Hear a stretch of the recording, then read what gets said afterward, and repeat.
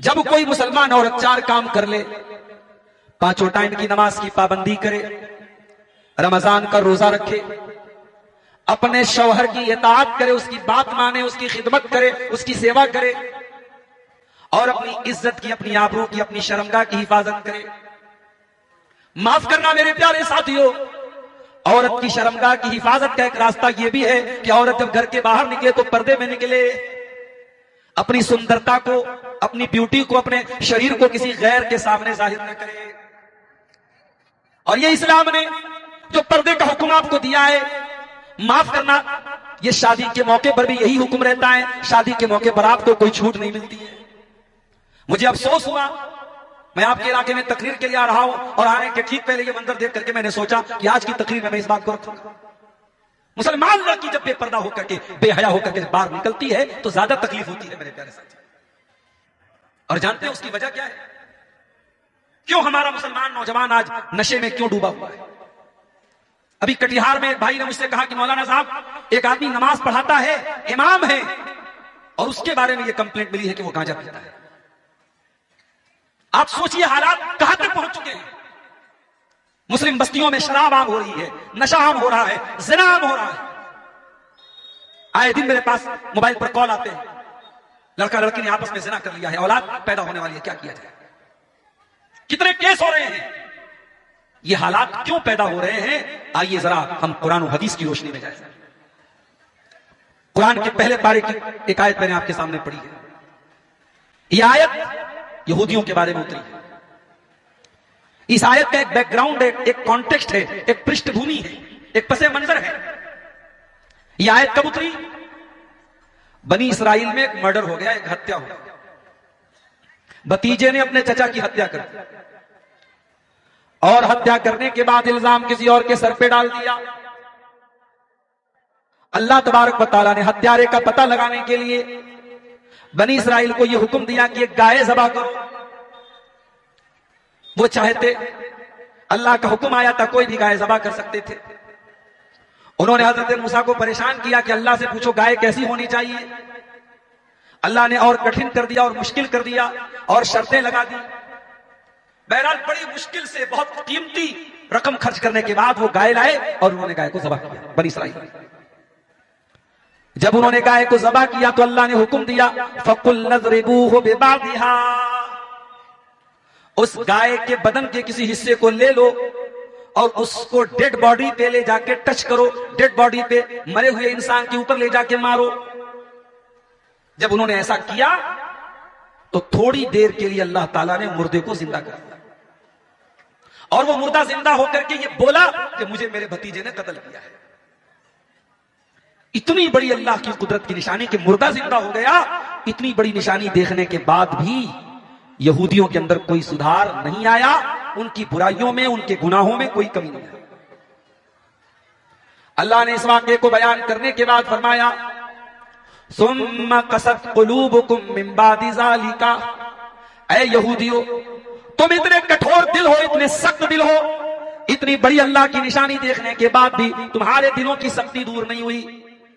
فَهِيَ كَالْحِجَارَةِ أَوْ أَشَدُّ قَسْوَةً، تمہارے دل تو پتھروں سے زیادہ کٹھور ہے، پتھر سے بھی زیادہ کٹھور ہے تمہارا دل۔ وَإِنَّ مِنَ الْحِجَارَةِ لَمَا يَتَفَجَّرُ مِنْهُ الْأَنْهَارُ، اس لیے کہ پتھر بھی کچھ ایسے ہوتے ہیں جن کے اندر سے ندیاں بہنے لگتی ہیں، نہریں بہنے لگتی ہیں۔ وَإِنَّ مِنْهَا لَمَا يَشَّقَّقُ فَيَخْرُجُ مِنْهُ الْمَاءُ، ارے پتھر بھی کچھ ایسے ہوتے ہیں کہ پتھر کے اوپر جب بار بار پانی پڑتا ہے تو پتھر سے پانی نکلنے لگتا ہے، پانی، پتھر پھٹ جاتا ہے، اس کے اندر سے پانی نکلنے لگتا ہے۔ وَإِنَّ مِنْهَا لَمَا يَحْبِطُ مِنْ خَشْيَةِ اللَّهِ، اور اے یہودیو تم اتنے کٹھور دل ہو، تمہارا دل تو کبھی اللہ کے خوف سے جھکتا نہیں ہے، کبھی نرم نہیں پڑتا ہے، لیکن پتھر تو کبھی کبھی اللہ کے خوف سے گر جاتا ہے، پتھر جھک جاتا ہے، لیکن تمہارے دل کے اندر کبھی اللہ کا خوف پیدا نہیں ہوتا۔ وہی حال آج ہمارا ہو چکا ہے، پتھر جیسے ہمارے کلیجے ہو چکے ہیں۔ اپنے ہاتھوں سے مردوں کو دفناتے ہیں، اپنے ہاتھوں سے کفناتے ہیں، اپنے ہاتھوں سے اپنے عزیزوں کی لاش کو قبر میں اتارتے ہیں، پھر بھی ہمیں موت یاد نہیں آتی، پھر بھی آخرت یاد نہیں آتی۔ میرے بڑے ابا، میرے والد کے بڑے بھائی آج ان کا انتقال ہو گیا. کئی مہینے سے بیمار چل رہے تھے. کٹیہار میں نے کراس کیا, گھر سے فون آیا, بڑے ابا کا انتقال ہو گیا.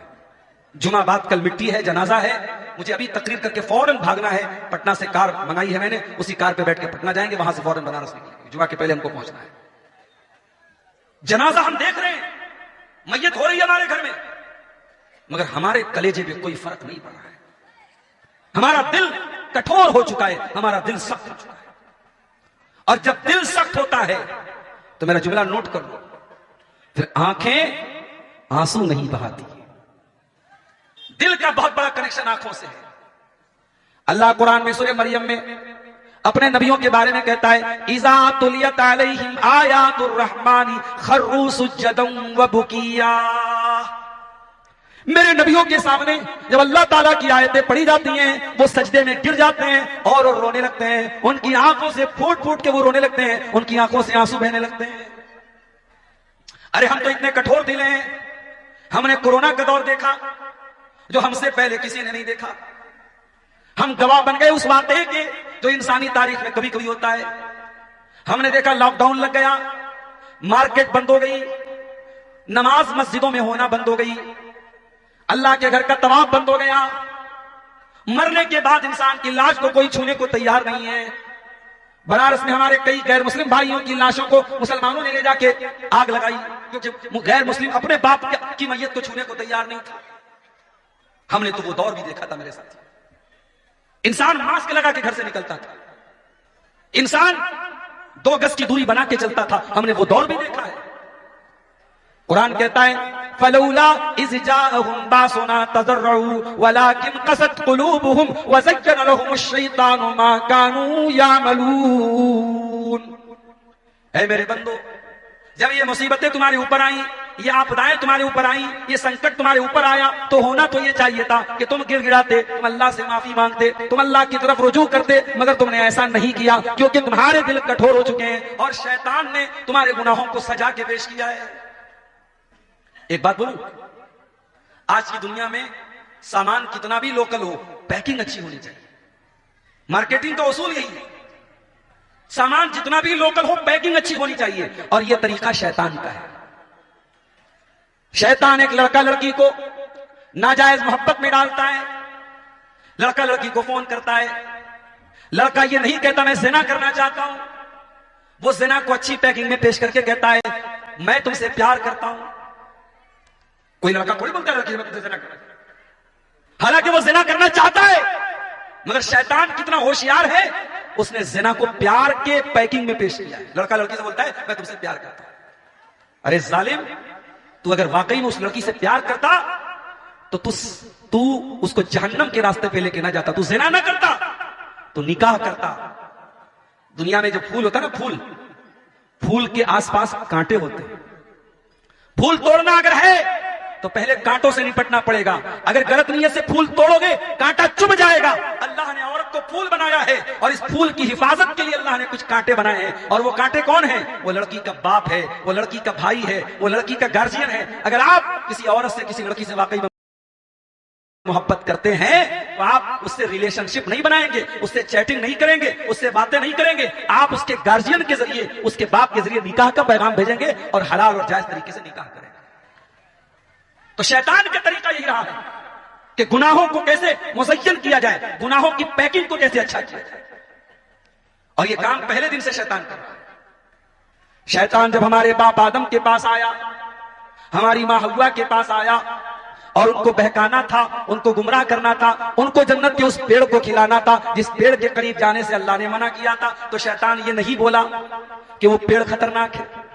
شیطان بولا الا ادلکم علی شجرۃ الخلد, اے آدم اے حوا, یہ پیڑ جس کے قریب جانے سے اللہ نے منع کیا ہے یہ شجرۃ الخلد ہے. یہ ہمیشہ اس پیڑ کا پھل کھا لو گے تو ہمیشہ ہوگے. یہ پیڑ نہیں ہے, یہ امرت ہے, امرت. اس پیڑ کو اس نے امرت قرار دے دیا جس پیڑ کے قریب جانے سے اللہ نے منع کیا تھا. اور قسم بھی کھایا ابلیس نے, قسم کھا کے کہا کہ اے آدم اے حوا, میں تمہاری بھلائی چاہتا ہوں, میں تمہارا خیر کھاؤں, اس پیڑ کا تم پھل کھا لو, تم ہمیشہ جنت میں رہو. اور جب آدم اور حوا نے اس پیڑ کو کھا لیا تو نتیجہ کیا نکلا؟ بدت لہما سوآتہما, دونوں کے کپڑے اتر گئے, دونوں ننگے ہو گئے. پتا یہ چلا شیطان پہلے دن سے ہمیں اور آپ کو ننگا کرنا چاہتا ہے. مردوں کو بھی ننگا کرنا چاہتا ہے, عورت کو بھی ننگا کرنا چاہتا ہے. آج ٹک ٹاک پر, انسٹاگرام پر, فیس بک پر اور اسی طریقے سے اسنیپ چیٹ پر آج لاکھوں لڑکیاں ایسی ہیں جو صرف اس بات کے لیے پیسہ کما رہی ہیں کہ وہ ننگی ہو کر کے اپنا شریر دکھا رہی ہیں. اپنا شریر دکھا کر, اپنا بدن دکھا کر, اپنی باڈی کو ایکسپوز کر کے وہ پیسہ کما رہی ہیں. آج مسلمان کتنی لڑکیاں ہیں جو یہی کام کر رہی ہیں. یہی تو شیطان چاہتا ہے. شیطان ہمیں اور آپ کو ننگا کرنا چاہتا ہے. بھئی ایک نارمل انسان جس کے اندر دماغ ہے وہ ننگا نہیں رہتا ہے.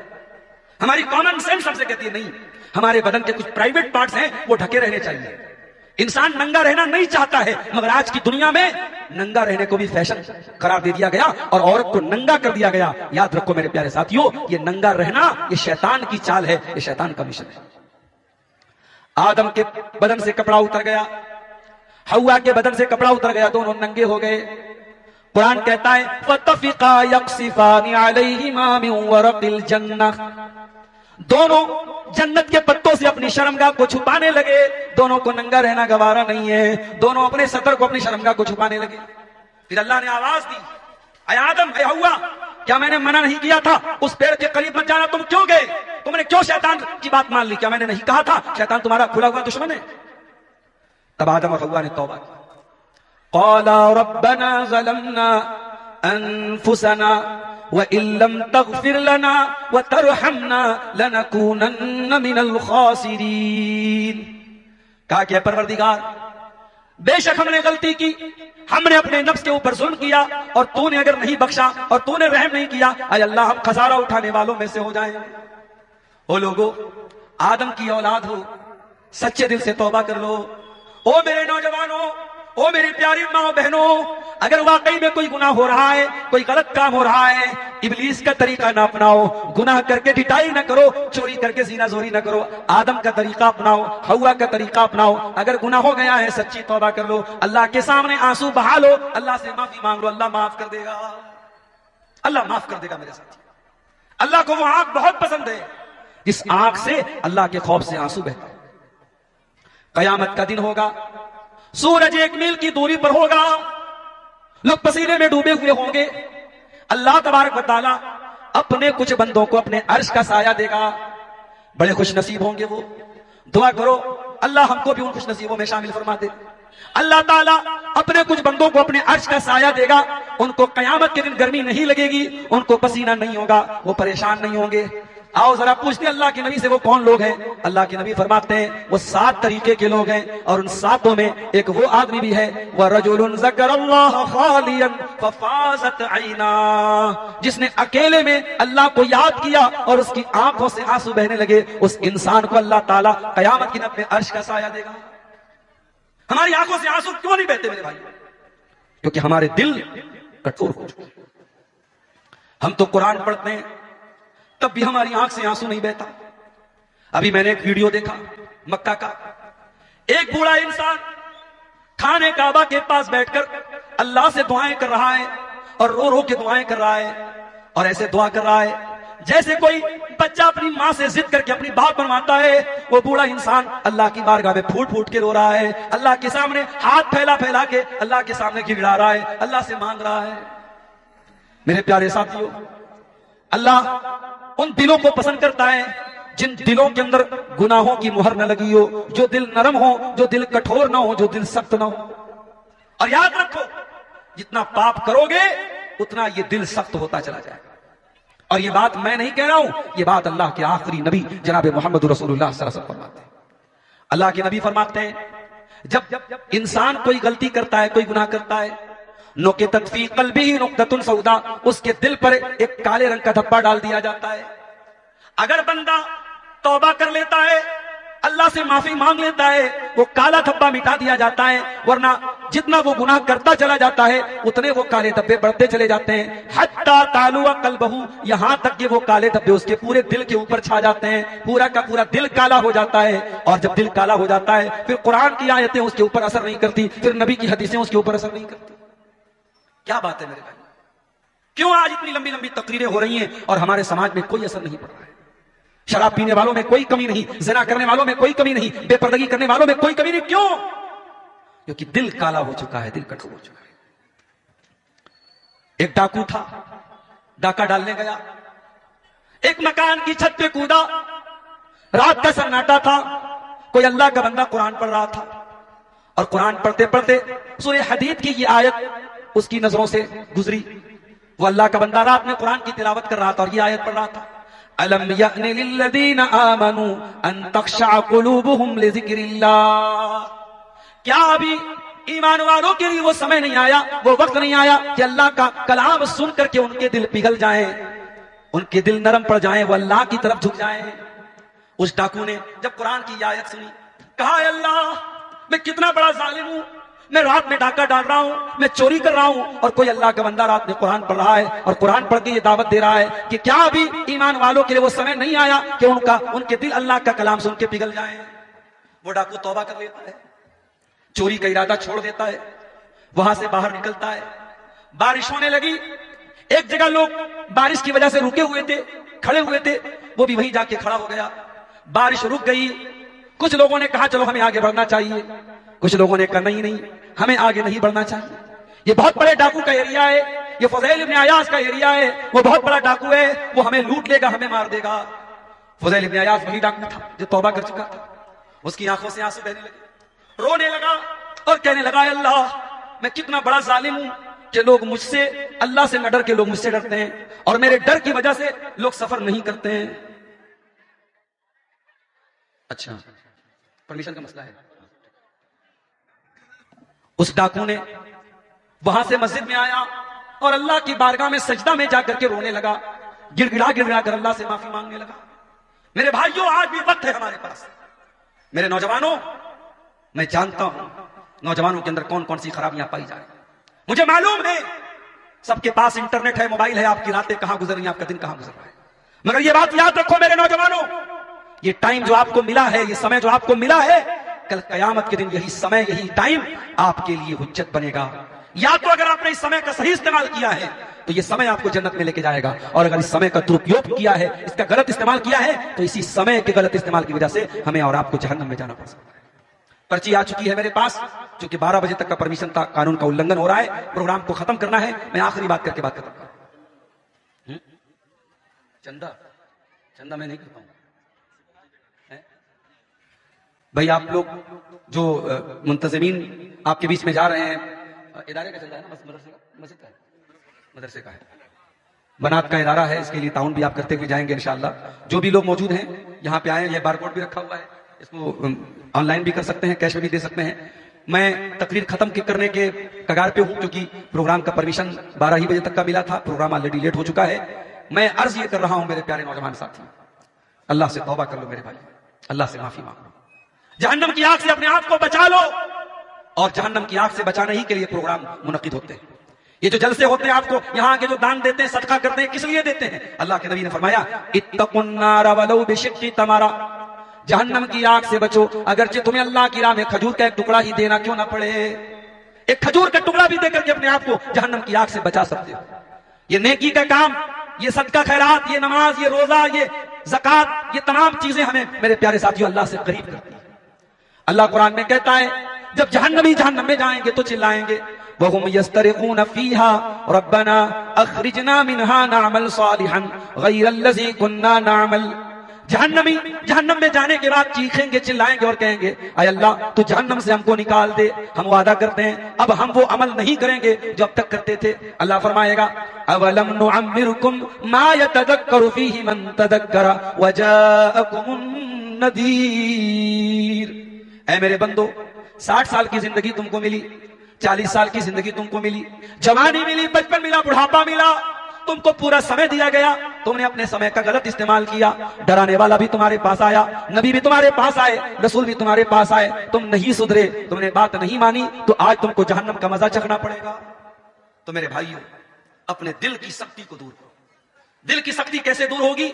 सुन लीजिए, जल्दी जल्दी चंद बातें बता देता हूं, नोट कर लीजिए, दिमाग के किसी कोने में बिठा लीजिए। खता हो गई रब ही जाने, बेसबब ही सताने लगे हैं, خون کر کے خلوص و وفا کا سر ضرورت سے اپنا جھکا کر اپنے مطلب کی خاطر جہاں میں لوگ رشتہ نبھانے لگے ہیں، اپنے مطلب کی خاطر جہاں میں لوگ رشتہ نبھانے لگے ہیں۔ یہ قیامت کے منظر ہیں سارے، نفسا نفسا نفسا نفسی کے اس دور میں اب، نفسا نفسی کے اس دور میں اب اپنے کاندھوں پہ اپنا جنازہ۔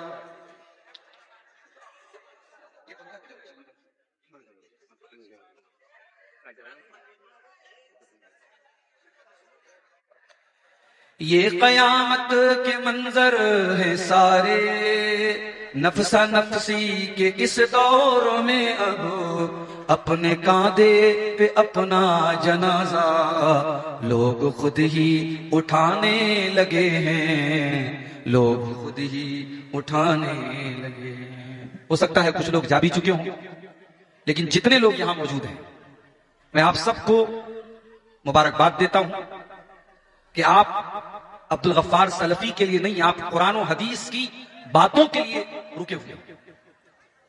میں ابھی جب پہنچا یہاں پنجی پاڑا اسٹیشن پر تو کوئی بارات جا رہی تھی، اور آپ جانتے ہیں کہ جب بارات جاتی ہے تو گاڑیوں پر دلہا اور دلہن کا نام بھی لکھا رہتا ہے۔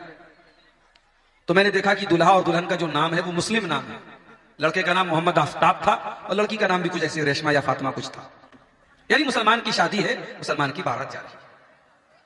جب ریلوے فاٹک پر ہماری گاڑی رکی، بارات کی گاڑیاں بھی رک گئی، تو ہمارا ڈرائیور جو غیر مسلم ہے وہ بڑی حیرت سے کہنے لگا کہ مولانا صاحب آپ لوگوں کے یہاں تو پردہ ہوتا ہے، جوان لڑکیاں سج سنور کر میک اپ کر کے خوشبو میں بسی ہوئی چمکیلے کپڑے پہنے ہوئے سب گاڑی سے باہر نکل کر کے ریلوے فاٹک پہ کھڑی۔ اس سے یہ اندازہ ہو رہا ہے کہ ہمارے اور آپ کے سماج میں شادی بیاہ کے موقع پر عورتوں کو بے پردگی کی چھوٹ مل جاتی ہے۔ ابھی نظامت کرنے والے ہمارے مولانا صاحب نے ایک حدیث پڑھی تھی، اللہ کے پیارے نبی صلی اللہ علیہ وسلم نے عورت کو 4 چیزوں کا حکم دیا، عورت 4 کام کر لے جنتی ہے، اس کے لیے جنت واجب ہو گئی، جنت کے تمام دروازے اس کے لیے کھول دیے جائیں گے۔ وہ 4 چیزیں کیا ہیں؟ اذا صلت المرأة خمسها وصابت شهرها واطاعت زوجها واحسنت فرجها۔ دل کی سختی اگر دور کرنا ہے تو پہلا کام یہ کرو، نماز کی پابندی کرو۔ وَلَذِكْرُ اللَّهِ اکبر، نماز اللہ کا ذکر ہے اور یہ بہت بڑی چیز ہے۔ نماز پڑھو گے آٹومیٹک بہت ساری برائیوں سے بچو گے۔ جس کی زندگی میں نماز نہیں ہے وہ منمانی کرے گا، وہ کتے کی طرح کہیں کھڑے ہو کے پیشاب کرے گا، اسے استنجا کا خیال نہیں، اسے پاکی کا خیال نہیں، اسے ناپاکی کا خیال نہیں۔ اور جو نماز کی پابندی کرے گا وہ کپڑے کی بھی حفاظت کرے گا، وہ بدن کی بھی حفاظت کرے گا۔ تو پہلا کام کیا کرنا ہے؟ نماز کی پابندی کرو۔ دوسرا کام، زیادہ سے زیادہ قرآن سے اپنا تعلق جوڑ دو۔ قرآن بھی دلوں کو نرم کرتا ہے۔ لو انزلنا هذا القرآن على جبل لرأيته خاشعا متصدعا من خشية الله۔ اللہ تعالیٰ بولتا ہے اگر اس قرآن کو ہم کسی پہاڑ پہ اتارتے، پہاڑ بھی اللہ کے خوف سے چور چور ہو جاتا۔ اے انسان، تیرے دل کی کیا اوقات ہے، تیرے دل کی کیا حیثیت ہے؟ تیرا دل تو گوشت پوش کا بنا ہوا ملائم سا دل ہے، قرآن تو پہاڑ کو بھی چور چور کر سکتا ہے۔ تو سچی توبہ تو کر، تو اللہ سے معافی تو مانگ۔ تو قرآن پڑھیے، اس سے دل آپ کا نرم ہوگا۔ تیسرا کام، اگر دل کو نرم کرنا ہے، دل کی کٹھورتا کو دور کرنا ہے تو قبرستان جایا کرو، مردوں کو دیکھا کرو، قبروں کو دیکھا کرو، اس سے بھی آپ کو موت یاد آئے گی، اس سے آپ کا دل نرم ہوگا۔ اللہ کے نبی فرماتے ہیں اکثروا ذکر حادم اللذات، لذتوں کو توڑ دینے والی چیز موت کو زیادہ سے زیادہ یاد کیا کرو۔ کبھی قبرستان میں جاؤ اور سوچو ہمیں بھی مرنا ہے اور یہیں آنا ہے، یہ زمین چھوڑ کے جانا ہے، یہ جائیداد چھوڑ کے جانا ہے، بیوی بچوں کو چھوڑ کے جانا ہے، اور اسی قبر میں جا کر کے اپنے عمل کا حساب و کتاب دینا ہے۔ جب تم قبرستان جا کے یہ سوچو گے تمہارا دل نرم پڑ جائے گا۔ اور دل کو اگر نرم کرنا ہے تو ایک چیز، بہت اہم چیز میرے پیارے ساتھیوں، کسی غریب، کسی یتیم کی پرورش اپنے ذمہ لے لو۔ کسی مدرسے میں اگر یتیم بچیاں پڑھ رہی ہیں، ان کی پڑھائی اپنے ذمہ لے لو، ان کا خرچہ اپنے ذمہ لے لو۔ یتیم کے سر پہ محبت سے ہاتھ پھیر دو۔ اللہ کے پیارے نبی کے پاس ایک صحابی آئے، اے اللہ کے نبی، میرا دل بڑا سخت ہے، میرا دل بڑا کٹھور ہے، میں اس دل کی سختی کو دور کرنے کے لیے کیا کرنا چاہیے؟ اللہ کے پیارے نبی نے فرمایا دل کی سختی کو اگر دور کرنا ہے ایک کام کرو، امسح برأس الیتیم، کسی یتیم کے سر پہ محبت سے ہاتھ پھیر دو، یتیم کے سر پہ محبت سے ہاتھ پھیر دو، کسی غریب کا سہارا بن جاؤ، کسی بیوہ کا سہارا بن جاؤ، کسی غریب پر ترس کھا جاؤ، اس سے بھی آپ کا دل نرم پڑ جائے گا۔ میرے پیارے ساتھیوں، دل کی سختی کو دور کرنے کے لیے ہمیں ایک دعا بھی اللہ کے نبی نے سکھائی ہے، وہ دعا بھی ہمیں پڑھنی چاہیے۔ وہ دعا کیا ہے؟ یا مقلب القلوب ثبت قلبی علی دینک، یا مصرف القلوب صرف قلوبنا علی طاعتک، اے دلوں کے پلٹنے والے ہمارے دل کو اپنے دین کی طرف پلٹ دے، اے دلوں کے پھیرنے والے ہمارے دلوں کو اپنی شریعت کی طرف پھیر دے، کیونکہ دل کا کنٹرول اللہ کے ہاتھ میں ہے۔ یہ دعا جب آپ پڑھیں گے انشاءاللہ اللہ تعالیٰ آپ کے دل کی رکشا کرے گا، آپ کے دل کی حفاظت کرے گا۔ میرے عزیز ساتھیوں، میرے بزرگوں، دل کی سختی کے تعلق سے یہ چند باتیں میں نے آپ کے سامنے رکھی ہیں، چونکہ پروگرام کے منتظمین کی طرف سے یہ ڈائریکشن دیا گیا ہے کہ پروگرام کو ختم کیا جائے اور لوگ بھی اب دھیرے دھیرے گھروں کی طرف روانہ ہو رہے ہیں۔ میں انہی گزارشات کے ساتھ یہ دعا کرتا ہوں اللہ تعالیٰ ہم